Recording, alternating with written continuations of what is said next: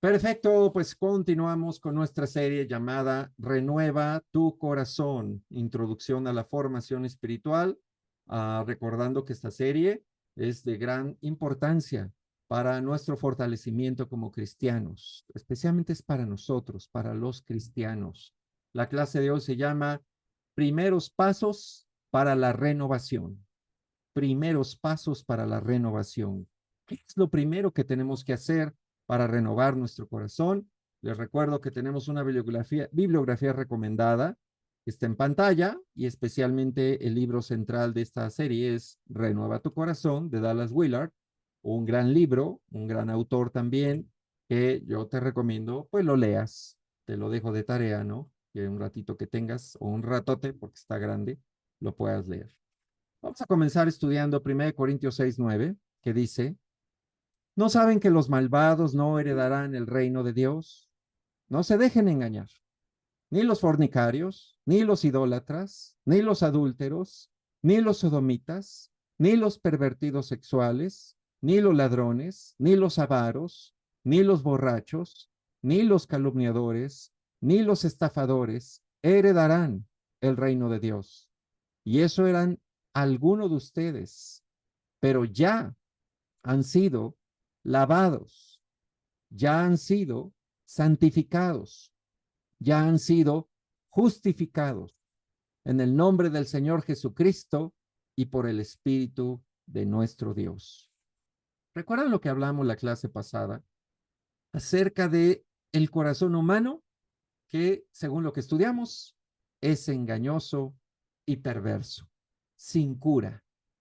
Y recuerdan lo que hablamos, ¿no? Que la verdad, la condición actual del mundo no tiene que ver con cuestiones de educación o de gobierno, de política, tiene que ver con el corazón humano.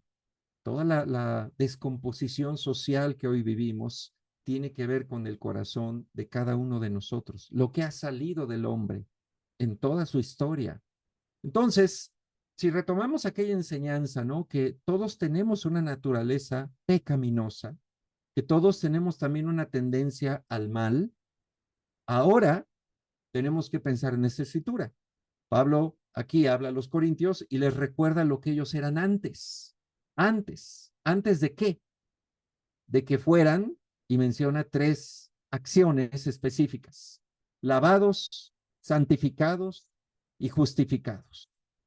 Lavados, santificados y justificados. Y la pregunta es, ¿será posible que uno de nosotros se lave de sus pecados solito, se santifique solito y se justifique delante del creador del universo solito? No, no podemos hacerlo. Nuestro corazón humano no alcanza para poder llevar a cabo estas acciones para que podamos estar bien con Dios. Simplemente no podemos. Entonces, lo que se requiere es la intervención divina. Dios tiene que entrar en este proceso forzosamente, porque Él es el único que nos puede lavar.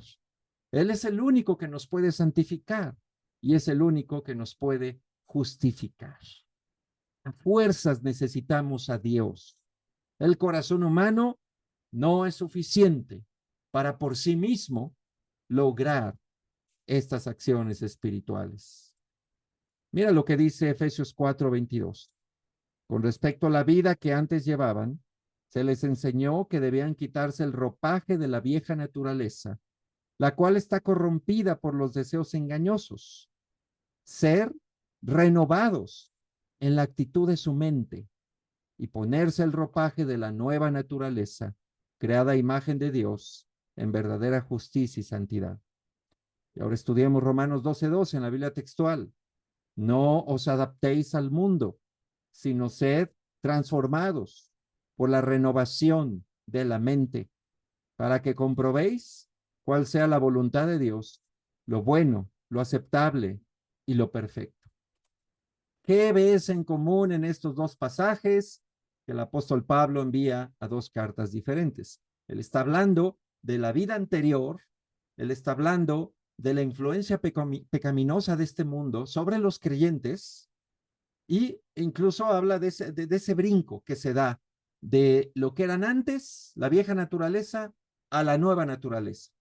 Pero en medio de esos dos extremos hay algo central, algo importante, que es la renovación de nuestra mente. La renovación de nuestra mente. Y recuerda, desde la primera clase que hablamos de qué es el corazón humano, los sinónimos bíblicos, hablamos del espíritu, de la mente, del corazón. Estamos hablando que para que una persona pueda pasar de un extremo de naturaleza pecaminosa dominado por eso a una nueva naturaleza diferente, se requiere en medio un proceso de renovación mental, de renovación de corazón. Y ese es el llamado que se hace aquí en los dos pasajes. Mira la opinión de uno de los principales reformadores, Juan Calvino, que escribió: por servicio quiero referirme no solo a aquello que consiste en obediencia verbal, sino aquello por lo que la mente, despojada de sus propios sentimientos carnales, obedece de manera implícita el llamamiento del Espíritu de Dios. Esta transformación que Pablo llama la renovación de vuestro entendimiento, Romanos 12:2 y Efesios 4:23, si bien es la primera entrada a la vida, era algo desconocido para todos los filósofos. Le confieren el gobierno del hombre a la sola razón. Sin embargo, la filosofía cristiana le pide que dé lugar al Espíritu Santo y le rinda completa sumisión, de modo que ya no sea él quien viva y reine, sino Cristo en él. Juan Calvino, estudiando estos pasajes y estos temas, llegó a estas conclusiones, que las filosofías humanas no alcanzan a explicar cómo se puede dar esa transformación, sino solamente el Espíritu de Dios. A través del Espíritu Santo es como un ser humano puede llevar a cabo esa renovación completa de mente, de corazón, de actitud, para poder entonces descubrir una nueva forma de ver la vida, una nueva forma de vivir, una nueva forma de trabajar, una nueva forma de todo. ¿Ok? Ese es el tema de esta noche. ¿Y cómo le hacemos? ¿Cómo damos ese paso? ¿Por dónde comenzamos? Bueno, vamos a ver lo que es la clave para la transformación. Lucas 9:23. Sí, esa famosa escritura. Dirigiéndose a todos, declaró: si alguien quiere ser mi discípulo, que se niegue a sí mismo, lleve su cruz cada día y me siga. Porque el que quiera salvar su vida, la perderá, pero el que pierda su vida por mi causa, la salvará. ¿De qué le sirve a uno ganar el mundo entero si se pierde o se destruye a sí mismo? Okay. ¿Recuerdas la primera vez que escuchaste esta escritura, que te la explicaron? Yo nunca la voy a olvidar, jamás, porque ¿qué crees? Fue la primera escritura que me leyeron cuando comencé a estudiar la Biblia. La primera. En aquel tiempo, hace 34 años, que ya en un mes, sí, cumplo 34 años de haberme bautizado. Hace 34 años comenzábamos a estudiar la Biblia con el estudio de discipulado. ¿Cómo va? Así tal cual. Y se nos llamaba a entender lo que es un discípulo de Jesús.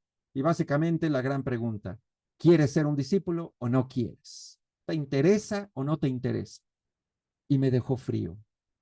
Yo llevaba 9 años de asistir a una iglesia, um, que pues yo sentía que estaba bien con Dios, ahí hacía lo mínimo que podía en cuanto a la fe, oraba 5 minutos, leía de vez en cuando la Biblia, y ahí medio me la llevaba, ¿no? Campechaneando, como decimos.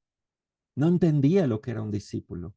Y desde que vi esta primera escritura, me sacudió esta parte cuando Jesús dice: si alguien quiere ser mi discípulo, que se niegue a sí mismo, lleve su cruz cada día y me siga. Hasta el día de hoy esas palabras siguen haciendo eco en mí, porque para mí fue un llamado fuerte, porque lo que yo conocía de vida era puro egoísmo, era solo pensar en mí, en lo que yo quería, cuando yo lo quería y como yo lo quería. No pensaba en nadie más. ni en mi familia, ni en nadie, solo en mí. Y de repente me encuentro que Jesús, el Hijo de Dios, me pide que si lo quiero seguir, me tengo que negar, tengo que morir a mí mismo. ¿Cuánto me costó eso? Aceptarlo y decidir practicarlo. No tienes idea. Fue difícil. Pero aquí está la clave para la transformación. ¿Okay? ¿De qué se trata este llamado? Sí, parece fuerte. Para mí fue fuerte. Me dejó frío. Me dejó congelado en esa primera sesión que me dieron ese estudio. Pero después comencé a entender, bueno, sí, Jesús me llama a morir a mí, pero ¿qué es lo que voy a dejar? Al final, sí, voy a morir a mí, a mi vida, a lo que yo soy, pero ¿qué voy a dejar? Bueno, que estudiamos la clase pasada. Una vida devastada por un corazón lleno de pecado. ¿Te acuerdas? Eso es lo que dejamos al seguir a Jesús.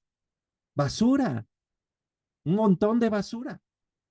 Y Cristo nos está llamando a dejar esa basura para aspirar a algo mejor. Solo que en la manera como a veces lo vemos, muy dramática, nos victimizamos y, ay, voy a tener que dejar tanto, ay, me cuesta, me va a doler, no sé si voy a poder, pero no estamos entendiendo que Jesús nos está llamando a dejar todo ese estiércol, toda esa basura que ha salido de nosotros para aspirar a algo mejor. Y como dice aquí la imagen, para reemplazarlo por algo mejor. No se trata de mejorar lo que ya éramos, porque como vimos la semana pasada, el corazón humano no tiene remedio. Incurable es. Más bien, es reemplazar lo que tiene nuestro corazón por algo mejor. No mejorar lo que éramos, sino reemplazarlo. Eso es negarnos a nosotros mismos. Eso es exactamente. Pero tenemos un gran enemigo para lograrlo. Colosenses 3:5, por tanto, hagan morir todo lo que es propio de la naturaleza terrenal, inmoralidad sexual, impureza, bajas pasiones, malos deseos y avaricia, la cual es idolatría.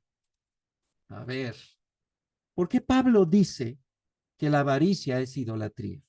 Entendemos todo lo que es idolatría, ¿no? En aquel tiempo, los pueblos paganos creaban un montón de dioses de piedra o de madera, les ponían un altarcito y les rendían culto. Y muchas veces hacían sacrificios de animales o incluso de personas para agradar a ese dios. ¿Okay? Eso es idolatría y creo que nos queda claro. En Latinoamérica, pues sabemos la historia de los pueblos indígenas que vivían acá y sabemos que cada cultura nativa tenía también su panteón de dioses y sus sistemas de sacrificio y de culto. Bueno, Pablo dice que la avaricia es idolatría. Es decir, no necesitamos hoy ser idólatras adorando a un Tlaloc, un Quetzalcóatl, a un Huitzilopochtli, ¿no? Acá en México, los dioses aztecas y haciéndoles ofrendas. Ahorita que no llueve, pues vamos a echarle una danza a Tlaloc a ver si nos bendice con lluvia. O sea, no tenemos que hacer eso, ¿verdad? Y no lo hacemos, pero podemos ser idólatras en el corazón, según la Biblia, si por ejemplo vivimos en pecados como avaricia. ¿Por qué? Porque al final la avaricia, la ambición y pecados que van en esta línea, incluso la sensualidad y todo lo que desborda, es un culto al ego, es un culto a nosotros mismos. Queremos ser reyes de nuestra vida, queremos ser dioses. Y como dice aquí la imagen, hablamos de mi proyecto de vida. Yo estoy en control. Eso queremos. Pero la realidad, no estás en control. Y sin Dios, algo o alguien más te controla. Tus propios malos deseos o las fuerzas espirituales malignas. ¿Ves? Pero al final, el peor enemigo para el negarnos a nosotros mismos es el culto a nuestro ego. Tanto egoísmo. Y créeme que hoy vivimos una época muy, muy gravemente egoísta. El mundo se ha hundido en el egoísmo y muchos cristianos también, especialmente después de la pandemia, me he dado cuenta cómo creyentes que antes eran serviciales, sacrificados, entregados, ahora ya se esconden, ahora ya se limitan, ahora ya tienen otras cosas en qué pensar. Nos vamos haciendo egoístas. Creo que la pandemia nos hizo mucho más egoístas de lo que ya éramos. Y ahora tenemos que arrepentirnos y tenemos que regresar a este punto básico de negarnos a nosotros mismos, cargar con la cruz de Cristo. ¿Okay? Mira lo que dice Lucas 14:26. Si alguno viene a mí y no sacrifica el amor a su padre y a su madre, a su esposa, sus hijos, a sus hermanos y a sus hermanas, y aún a su propia vida, no puede ser mi discípulo. Y el que no carga su cruz y me sigue, no puede ser mi discípulo. Dice por acá Dallas Willard con respecto a esto. Quienes no están genuinamente convencidos de que la única ganga de la vida radica en rendirnos a Jesús y a su causa, no pueden experimentar una total transformación espiritual. Pensemos en esto. Jesús está otra vez con esta famosa pasaje, que tampoco lo voy a olvidar nunca, fue el segundo que leí. Nos llama a sacrificar el amor incluso a nuestros seres más queridos por Él, a no amar tanto nuestra vida más que Él y a cargar con nuestra cruz todos los días. Ese es el llamado del discipulado cristiano. Y hay dos maneras de verlo, como algo negativo, como algo muy pesado, y lamentablemente mucha gente oye esto y se asusta. Ay, no, es demasiado para mí, yo no voy a poder. Y hasta la fecha hay gente que es simpatizante de la fe cristiana, que incluso la vemos en las reuniones muy seguido, pero que no se decide a bautizarse, que no se decide a convertirse. ¿Por qué? Porque le tienen miedo a este tipo de pasajes. Y es demasiado pesado, no voy a poder. Pero todo es una cuestión de perspectiva. Dallas Willard nos dice que es una ganga. Piensa lo que esta palabra significa. Es una ganga lo que Jesús ofrece. Es una gran oportunidad cargar con la cruz de Cristo, dejar nuestra vida, que como te dije, estaba devastada por el pecado. Estamos dejando basura para aspirar a algo nuevo, para llenarnos de algo nuevo. Cargar con la cruz no es malo. Negarnos a nosotros mismos no es malo. Algunas personas críticas dirán, no, pero estás pidiendo a la gente que deje su identidad, que deje su personalidad. Eso no se puede hacer. No se está pidiendo eso. No tienes que dejar ni tu identidad, ni tu personalidad. Sí te vas a tener que moldear a cómo es Jesucristo, cambiar formas de ser, formas de pensar, pero vamos a seguir siendo las mismas personas, los seres humanos que Dios creó, cada uno diferentes, cada uno particulares, pero ahora llenos de algo mejor, llenos de algo nuevo. ¿Ves? Por lo tanto, esto implica una nueva visión. Recuerda esta parábola de Mateo 13:44. El reino de los cielos es como un tesoro escondido en un campo. Cuando un hombre lo descubrió, lo volvió a esconder y lleno de alegría, fue y vendió todo lo que tenía y compró ese campo. También se parece al reino de los cielos a un comerciante que andaba buscando perlas finas. Cuando encontró una de gran valor, fue y vendió todo lo que tenía y la compró. ¿Te acuerdas de esta parábola, verdad? El hombre que descubre el tesoro escondido. ¿Qué dice Jesús acerca de esta historia? Cuando el hombre descubre el tesoro, ay, se puso muy triste y lloró toda la noche y ya no quiso seguir. No dice eso. Habla de alegría. Habla de entregar todo por ese tesoro, de hacer lo que sea para tenerlo. Esa es la nueva visión del discipulado. que debemos adquirir. Dallas Willard igualmente nos dice en su libro, la negación de uno mismo representa siempre la rendición de un yo menor y agónico por otro mayor y eterno, la persona que Dios tenía en mente al crearte. Así que en otras palabras, negarnos a nosotros mismos, cargar con nuestra cruz y seguir a Jesús diario nos lleva a descubrir el tesoro, a descubrir ese tesoro enorme que cuando lo entiendes y lo asimilas, lo que tienes, te llena de alegría. Y le quieres decir a todo el mundo que encontraste un tesoro. Te llena la vida. No lo ves con tristeza, no lo ves con pesar. Estás dispuesto a sacrificar por tener ese tesoro. Eso es el verdadero discipulado cristiano. Así que quitemos de nuestra mirada y también no le transmitemos a otros esta idea de que es muy difícil y que es muy pesado y que va a ser muy duro y quién sabe si puedas. No, eso es poner tropiezos a la gente. Eso es mentira. Necesitamos transmitirles una visión positiva de fe, de que seguir a Jesús es básicamente lo mejor que nos puede pasar en la vida. Yo te pregunto, cristiano, cristiana, ¿todavía lo crees? ¿Sigues creyendo esto? ¿Que ha sido la mejor decisión de tu vida? ¿O te arrepientes de haberte hecho un cristiano o una cristiana? Tú sabrás. Yo creo que en mi caso, jamás me quiero arrepentir de haberme bautizado. Hasta el día de hoy, 34 años después, te sigo diciendo que es la mejor decisión que he tomado en mi vida. Quién sabe, dentro de 20 años, esperemos siga diciendo lo mismo, pero ya van 34, así que ya, pues ya, creo que ya, ¿no?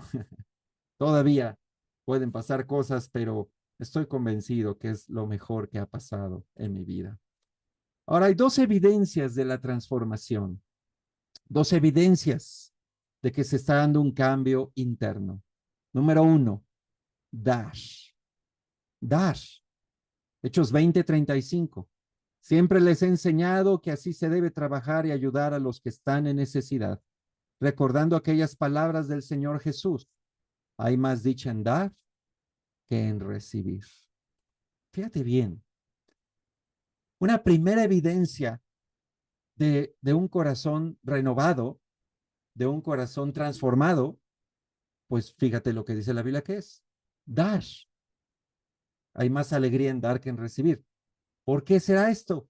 Te decía que vivimos en un mundo muy egoísta, con un alto grado de culto al ego de cada persona. ¿Ok? Entonces, si yo soy transformado por Dios, lo primero, o sea, una de las primeras cosas donde impacta esta transformación, esta renovación, es en esa actitud egoísta de nosotros. Es uno de los primeros lugares donde impacta. Y entonces empieza a nacer en cada uno de nosotros el deseo de dar, el deseo de ayudar, el deseo de invertirnos por otros, el deseo de sacrificarnos por una causa justa. ¿Cuándo yo iba a pensar así? Jamás. Yo me sacrificaba por lo que a mí me gustaba. Yo me sacrificaba por lo que yo quería. ¿No? Yo podía pasar horas y horas oyendo música porque a mí me gustaba y podía desvelarme haciendo eso, viendo películas o estando ahí echando relajo. Eso era lo que yo quería y entonces ahí sí dejamos de dormir, dejamos de comer, gastamos dinero, hacemos todo lo que haya que hacer porque es lo que yo quiero hacer. Pero entonces cuando llega Dios a la vida del ser humano, empieza el cambio y empezamos a dar.